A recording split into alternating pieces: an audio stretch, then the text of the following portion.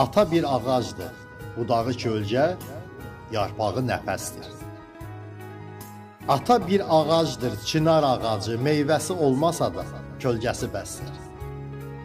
Onun varlığına nəfəs, can verən şərəfdir, namusdur, qeyrətdir ancaq.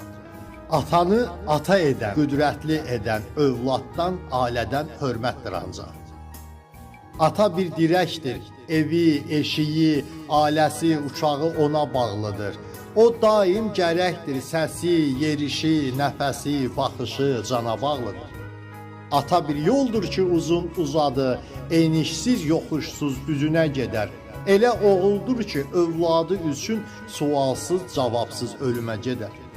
Ata bir arzudur bitməz tükənməz. Ata bir ağıldır sonu görünməz. Adını 3 hərf ifadə edər, amma xırdalasan izah edilməz.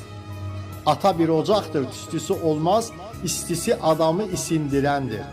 Qış vaxtı, soyuqda, boranda, qarda özü geyinməyən, geyindirəndir. Ata bir bulaqdır daşıb qaynayan, dadı damaqlarda şərbət kimidir.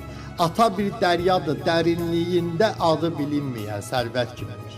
Ata bir günəşdir, ata bir aydır, baxdıqca adamı qanadlandırar.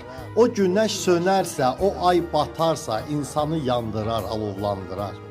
Ata bir saraydır uçsuz bucaqsız, tək nuru bəs edər, çılçıraq olsun. Ata bir dayaqdır, dar günlərində varlığı bəs edər, min qıraq olsun. Ata bir qəfəsdir, yeganədir ki, onun qəfəsində azad olarsan.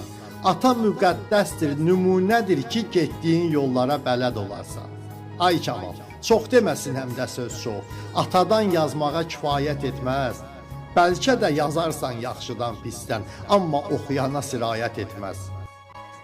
Bəlkə də yazarsan yaxşıdan pisdən, amma oxuyana sirayət etməz.